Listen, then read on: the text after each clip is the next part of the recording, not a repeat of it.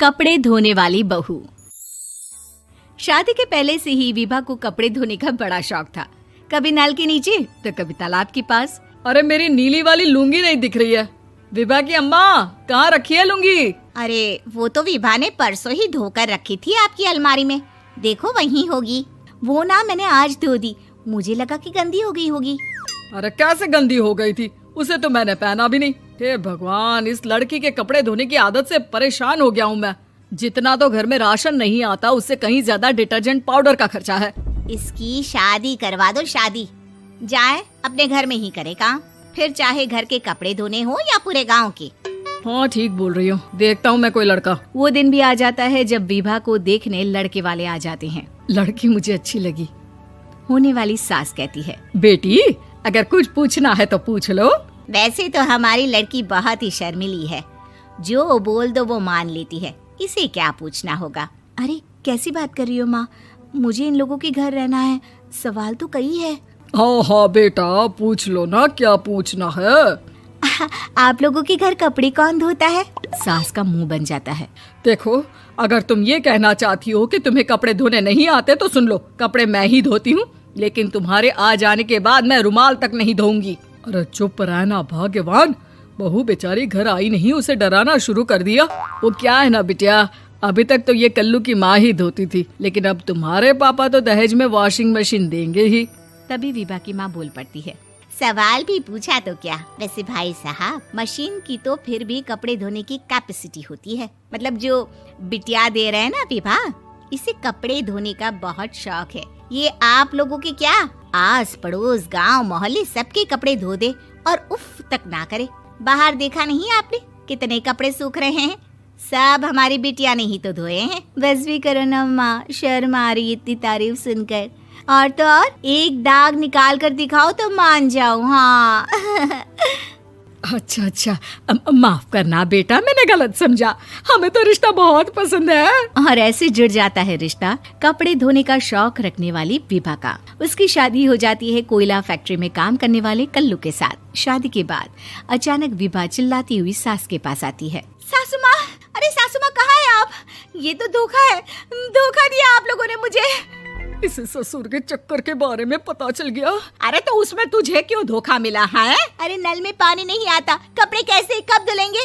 अच्छा, तू पानी नहीं आ रहा उसकी बात कर रही है। तो आपने क्या सोचा? कुछ नहीं। अच्छा, तेरी माँ ने कहा था कि कपड़े धोने का शौक है तुझे, याद आया मुझे।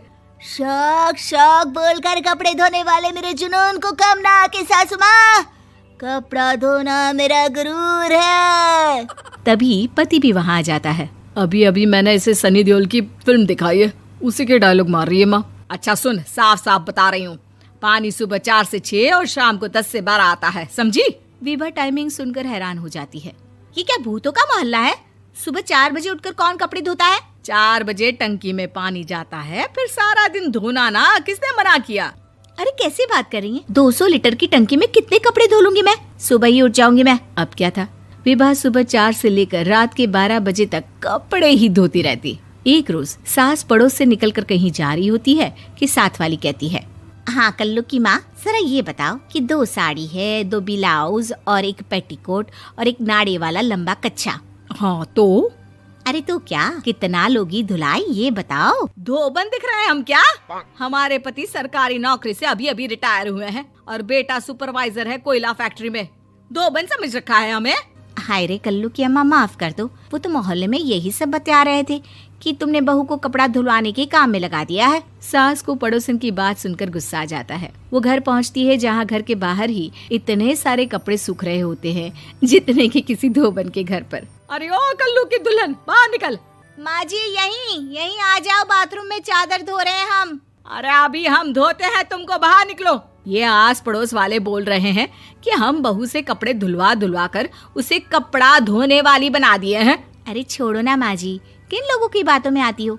आस पास के लोगों का तो काम ही होता है कि वो किसी तरह सास बहू को लड़ा दे।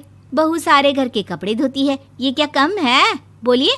सास को भी लग जाता है कि वो बहू का ये सनकीपन नहीं छुड़वा सकती, इससे अच्छा है कि खुद ही चुप हो जाए।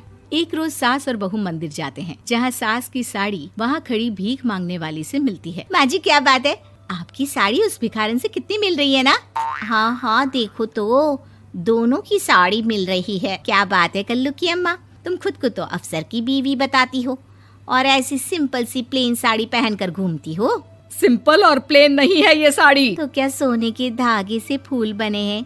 कुछ भी सासू माँ, कुछ भी। हाँ, बने थे इस साड़ी में सोने के धागे से फूल। मेरे पति लेकर आए थे मद्रास से स्पेशली मेरे लिए 10,000 की। ताहे भाई साहब इस भिखारन के लिए भी सेम टू सेम साड़ी लेकर आए होंगे 10,000 की। सास उस वक्त तो कुछ नहीं कहती, लेकिन बहू के साथ घर आती है और अलमारी से एल्बम निकाल कर लाती है। ये साड़ी देख रही है, ये वही साड़ी है जिसे मैंने अभी पहना था। इस साड़ी में ये जो चमकदार फूल दिख रहे हैं ना, ये सोने के धागों से काढ़े गए हैं। लेकिन तू लोकल वॉशिंग मशीन ब्रश से घिस घिस कर सारे फूलों को निकाल कर साड़ी प्लेन कर दी। मुझे माफ कर दीजिए सासू माँ। और तो और, जब मैंने तुझे तेरी गलती के लिए कुछ नहीं कहा, लेकिन तूने तो सबके सामने मेरा मजाक ही बना दिया। क्यों? बहू को समझ में आ जाता है कि अब से उसका कपड़े धोना